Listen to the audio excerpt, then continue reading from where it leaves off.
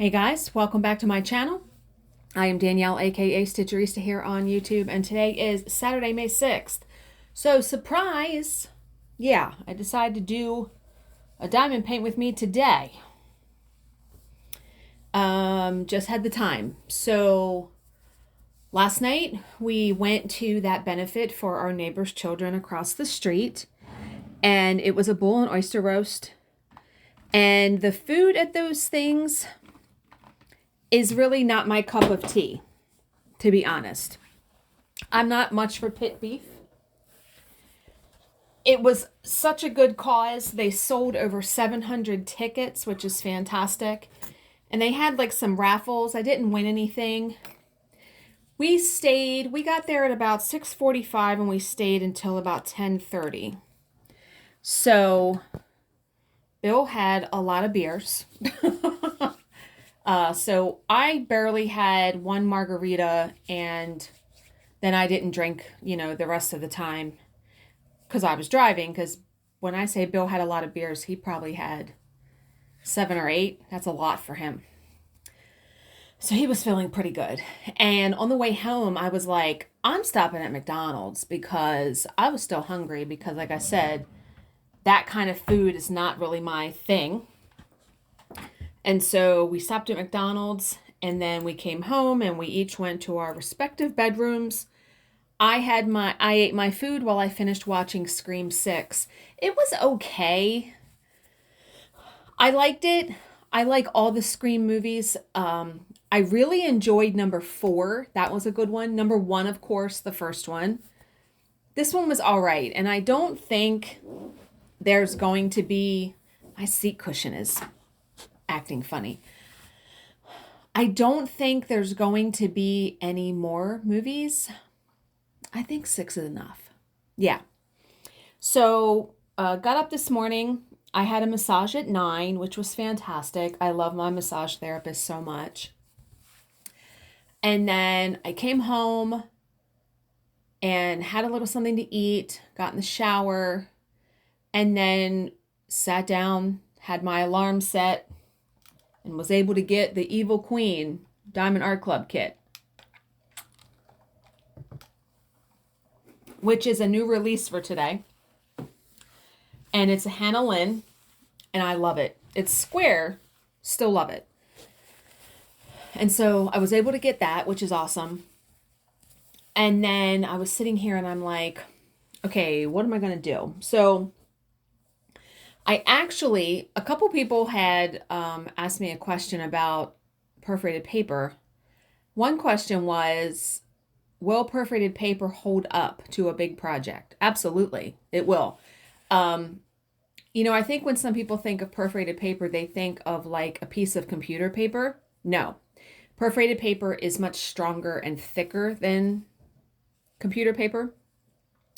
However, I'm going to put the paper, now on 18 count, Phoenix will be 10.5 by 10.5. So I cut my paper 12 by 12 because the big piece of paper I have, it's 12 inches wide. So I can't go any bigger than that. So I'm going to put it on 12 by 12 stretcher bars, mini stretcher bars, which will help me not holding the paper, the edge of it, and it will give it some support, once I start stitching on it. I actually pulled a couple threads because I'm going to do a little test square tonight to see if I really like it. I think I will. I really would love to see what it would look like done on paper like that. I think it's going to look really, really good. And because it's full coverage, it doesn't really matter that the paper's white, right? So there's that. And then, I'm trying to think, what was the other question I had? I cannot remember. Someone else asked me something that I wanted to talk about. Oh, someone asked me where I got my bobbins and foam inserts for my DMC vintage cabinet. They were both from Pip and Chip. I know I don't think I have them linked in the description box anymore, but when I first bought them, I even have a video that I did just on the channel that is just showing the DMC cabinet and the bobbins. It's pricey. I want to say I spent $200 or $300 on the bobbins. I want to say 300. And then the foam inserts, I don't remember how much they were, but I mean, and I had to request that. They might have them on their site now. When I got them, they were just coming out with them. But well worth the investment for sure. So yeah, we are winding down to our time for the cruise. We cannot wait. It is literally a week from today we leave. Let's go. My last day of work is Monday until the day after Memorial Day. So I will technically have off 3 weeks. Let's go. I told Bill, I said, I am going to try to soak up and enjoy every bit of that 3 weeks. Now, the 2 weeks that we're here, I am going to be taking Charlize out driving. I told her, depending on her schedule and if she's up for it, I said, I'll take you out an hour each weekday. You know, that would give her, that would put her, because right now she's probably at like 33 hours. No, it's more than that. She was at 31 hours before we went to Ocean City.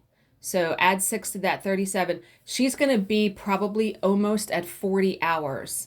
So if I can drive with her like 6 or 8 hours in those 2 weeks, that's going to put her almost at 50. She only needs 60. So we are almost there.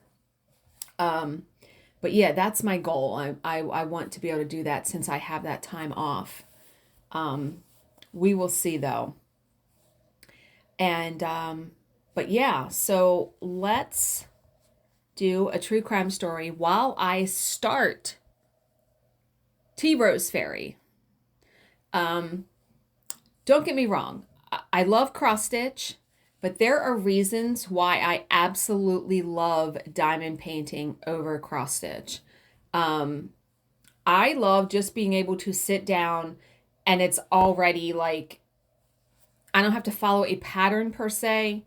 And it's sparkly and I just love it so much. And everything's uniform. You know, the diamonds are uniform. I don't have to worry about laying stitches. Like there are many, many things. And I had also asked you guys a question, like, do you think I could sell the completed diamond paintings with the frame once I get to that point? Because I'm honest, I know myself. If I pull a diamond painting down off the wall, I am probably not going to put it back up again. Meaning, because I have so many, I have 33 kits, another one on the way. I'm just going to want to see the ones I complete and the different ones every single time I take one down to, except Rainbow Flower Power. I swear, when that one goes up and I get that done, that one's not coming down. That one's going to stay up there on that wall. So that one I would probably not get rid of, even if I did wind up pulling it down. But the other ones, yeah. And I looked on Etsy because some people are selling theirs on there. I don't know how many sales they have, but I am willing to go that route and try it. All I can do is try it. I figure if I roll it up, diamonds facing out, because you can roll it while it's still in the frame. The person will not have to pull it out of the frame, and wrap it in bubble wrap. And if I can start saving my diamond painting boxes, I could ship it in one of those boxes. So we'll see. We'll see, because I'm probably a year away from having to even think about that, because I need to complete Tea Rose Fairy, the next diamond painting, which I was going to do Queen of the Snow Fairies, and then Rainbow Flower Power. And then another one, because once I get done Rainbow Flower Power, everything will be hung up there. And then I get to now do a diamond painting that I'm going to have to pull something else down. Do you know how long it's going to take me to do all of that? Yeah, we're probably a year away from this, for sure. So I'm not worrying about it right at this moment. But okay, today's story is called murder. Murder. That's how I should have said it. Murder and mayhem. Horst Eppenbach, good God, what a fantastic name. Horst Eppenbach was the kind of guy you would be proud to call a friend, the kind of guy you would enjoy sitting down to a beer with, the kind of guy you could turn to in a crisis. A native of Germany, Horst had immigrated to America in the 70s. His family had settled in Greenville, New York. There he had married and fathered a son, Horst Jr., born in 1987, and a daughter born in October 1988. Horst and Horst Jr. were particularly close. In fact, it would be more accurate to say they were inseparable. The little boy went everywhere with his dad. He could often be seen buckled into the passenger seat of his father's pickup as they drove around town together. Please tell me this is not going to be like a father and son murdering duo, because I will just die. Ooh. I'm charging my phone while I'm recording this, and my foot caught the charger. I almost knocked it over. It was a standing joke in the family that where you saw Big Horst, you saw Little Horst. January 23rd, 1989, was the eve of Little Horst's second birthday. It was also the day that Horst Sr. received a frantic early morning call from a friend. The man was out of town on business and was concerned about his wife. Her office had just called to let him know that she hadn't shown up for work that day. Would Horst do a drive-by to check on her? Horst, of course, said yes. How many times am I going to say Horst in this? Little Horst wanted to go with his father, but since he was still in his pajamas and hadn't had his breakfast yet, he was told that he would have to stay behind. The little boy was teary-eyed as his dad drove away from the house without him. Later, everyone in the Eppenbach family would be thankful for that small mercy. Okay, well, the good thing is we're not going to have a father and son murdering duo. The woman who Horst had agreed to check on lived just 2 miles along Route 6 in Deer Park, New York. Horst was at the house in minutes, noticing as he pulled up that the woman's car was still in the driveway. That was a good thing. Most likely, she was just feeling a bit under the weather and had decided to stay in bed. Horst parked his truck and crossed the lawn. He knocked at the front door and waited. Nothing. Then he knocked again, and now he heard footsteps approaching. In the next moment, the door swung open and Horst found himself facing a masked man. What? The man was holding a shotgun, and without uttering a word, he pulled the trigger, firing off 3 rapid shots that took Horst in the chest. At that close range, he never stood a chance. Little Horst would never see his beloved dad again. And thank God the son didn't go with him, because he probably would have been killed also. The perpetrator of this vicious crime wasn't exactly new to this. He knew about trace evidence and how to avoid leaving any behind. Before leaving the house, he wiped the place down, picked up the shotgun wadding, and collected all of his cigarette butts. Then he drove away in Horst's red pickup, later abandoning the vehicle behind the old Middletown drive-in on Route 17. The murder would be uncovered when a police officer arrived at the house, sent there by the concerned husband after he did not hear back from Horst.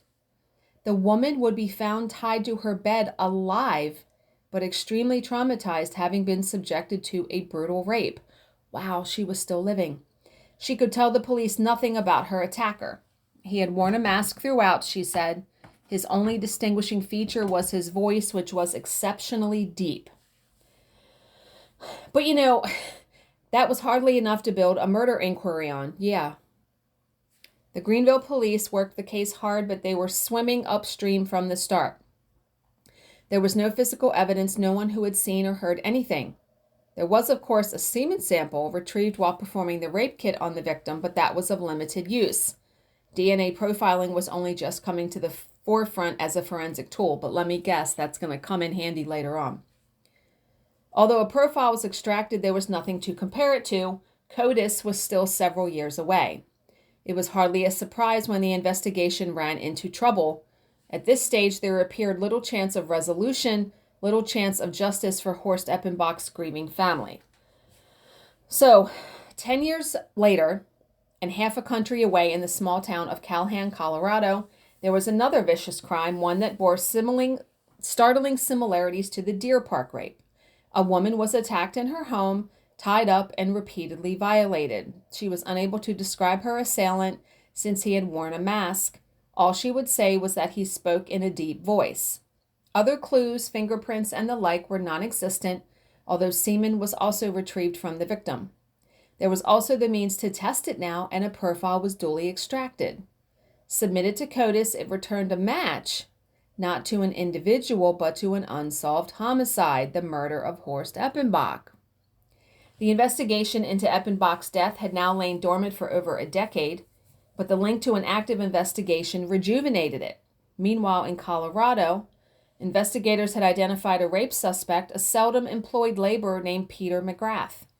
Greenville detectives were interested to note that McGrath was a New York native and that he had been living in a labor hostel in Deer Park at the time of the Eppenbach slaying. And this was just a short walk from the crime scene. During the intervening years, McGrath had lived in Matamoros and Port Jervis, New York, in New Jersey, and in Peyton, Colorado, and everywhere he landed, mayhem followed. You know, there are some people that just live their life like that. It's unfortunate because that's not, in my opinion, a happily lived life, right? If you're committing all of these horrific crimes. So Peter McGrath had begun his criminal career early, racking up his first arrest at the age of just 13. He would grow into a mean-spirited drunk, 6'2" of bottled-up anger, ready to unleash his fury on anyone who annoyed him. His current rap sheet listed 16 arrests, most for crimes of violence and most leading to convictions. There was a fight in a Port Jervis bar where he beat a man within an inch of his life in a dispute over what to play on a jukebox. Good night. There was an altercation with his former girlfriend when he threatened to murder her and their 11-month-old daughter. There was the 1987 rape of a Greenville woman, and now this latest sexual assault in Colorado. And of course, there was the rape in Deer Park and the murder of Horst Eppenbach. McGrath hadn't been charged with those crimes yet, but the investigators knew instinctively that they had their man. McGrath was placed under surveillance. Before long, detectives had collected several cigarette butts that their suspect had discarded. These were brought to New York, where a profile was extracted and compared to the semen from the Deer Park crime scene. And no one was really surprised when there was a match. The odds of anyone other than Peter McGrath having committed the crimes were calculated at 280 billion to 1. But McGrath was not about to submit meekly to justice. Arrested and confined to the El Paso County Jail, he put up a legal battle against extradition to New York. Such motions seldom succeed, though, and McGrath was eventually shipped back east to answer for his crimes. He appeared for trial at the Orange County Court in May 2001, charged with second-degree murder. McGrath entered a not guilty plea, but the evidence was against him, and it took the jury just 90 minutes to convict. He was sentenced to 25 years to life. Several detectives who had worked on the case over its 12-year span stated afterward that they wished it could have been the death penalty. But that was not an option in the state of New York, and so Horst Eppenbach's family will have to be satisfied with the fact that his killer will be viewing the world from behind prison bars for the unseeable future. There was no closure in a murder case, not for the family of the victim. I mean, I guess there's closure in the fact that he's in prison, but yeah. Several of Horst Eppenbach's kin were in the courtroom to see his killer sent to prison, but Horst Jr., little Horst, was not among them. He couldn't bear to be in the same room with the man who had taken his beloved father away from him. As a 2-year-old, Horst Jr. had been fond of following his dad around the house, toting his toy toolbox, insistent on helping his dad with his maintenance chores. Where you saw Big Horst, you saw Little Horst, the family used to say, but never again. That's awful. That's so awful. But okay, that is the end of today's story. I did finish my book this morning, How to Destroy a Husband. Oh my. Oh my. So good, but holy hell. Woo! So I've read 22 books this year so far, which is awesome. I'm 2 books ahead of schedule to hit 60 by the end of the year. Freedom McFadden comes out with a book on Monday, so I plan on making sure that's on my Kindle. I have Kirsten Moglen's new book on here, too. I'm just waiting for the cruise because I'm sure I will have downtime to read. But I do have this month Kindle Prime First Reads. I downloaded Shalini Boland's new book called The Silent Bride because I have read a few of her books and I absolutely love them. So I'm probably going to check that book out and see how that is, and hopefully that will be my 23rd book. So I hope you guys are all having a good weekend. As always, if you have any questions, please leave them in the comments section below, and I will answer them to the best of my ability. Thank you so much for watching and subscribing, and I will see you in my next video. Bye, guys.